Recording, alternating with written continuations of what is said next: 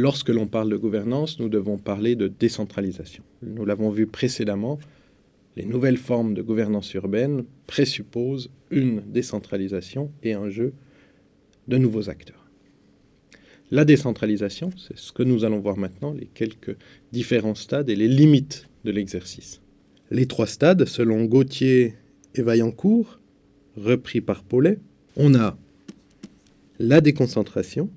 Ce sont des agents qui exercent des fonctions dans les collectivités locales, mais qui sont rattachés au gouvernement central. La délégation, donc ça c'est un transfert de responsabilité, souvent dans un domaine particulier, à des entités qui peuvent être autonomes, mais qui doivent rendre des comptes à l'échelon supérieur. Donc on n'est toujours pas au niveau des collectivités locales. Et ensuite, on a la dévolution, qui est un transfert de compétences aux gouvernements locaux. Et ces gouvernements ont une autonomie dans la décision.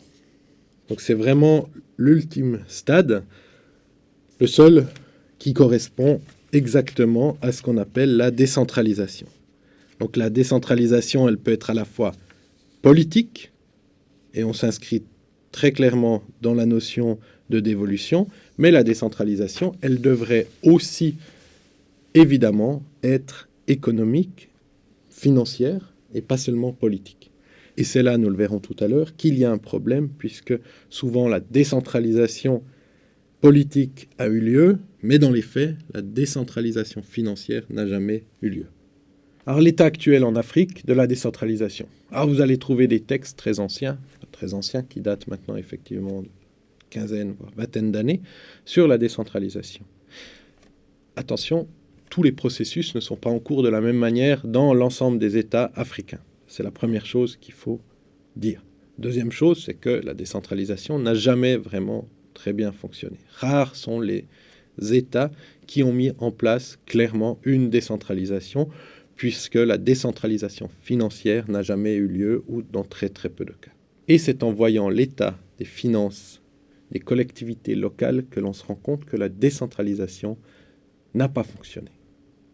Donc il y a toujours un poids extrêmement faible, une faible autonomie financière des collectivités locales. Et on peut dire ce que l'on veut, on peut dire que les textes sont là, c'est sans doute les décrets d'application qui posent problème. La plupart du temps, la loi est promulguée, mais son décret d'application n'est jamais promulgué. Donc, pour résumer tout ça, c'est par l'autonomie financière des collectivités locales que l'on pourra mettre en place véritablement la décentralisation. La décentralisation peut aussi avoir des effets pervers. Finalement, il y a eu une augmentation du nombre de communes sur le territoire. Donc, qui dit décentralisation dit aussi création de nouvelles entités qui veulent être autonomes sur un territoire. Donc ça, c'est un des effets pervers, c'est que plus vous décentralisez, plus vous allez voir des territoires qui veulent cette part d'autonomie.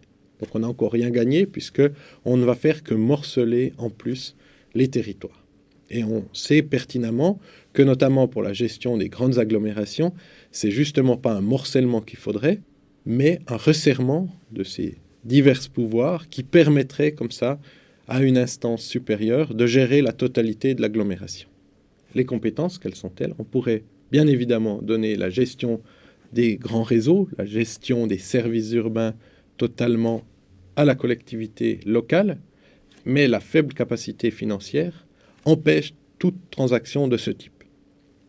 Donc elle va rester au niveau des régies ou au niveau de l'État, puisque finalement les collectivités locales, à part dans de rares cas, de rares exceptions par rapport à la totalité des villes, on s'entend, mais les collectivités n'ont pas les moyens d'assumer ces tâches-là par manque de ressources.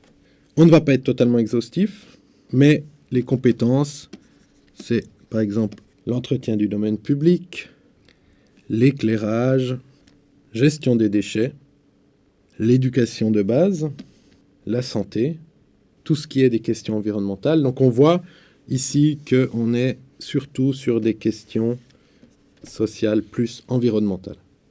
D'accord ? Donc c'est ce qu'on a donné.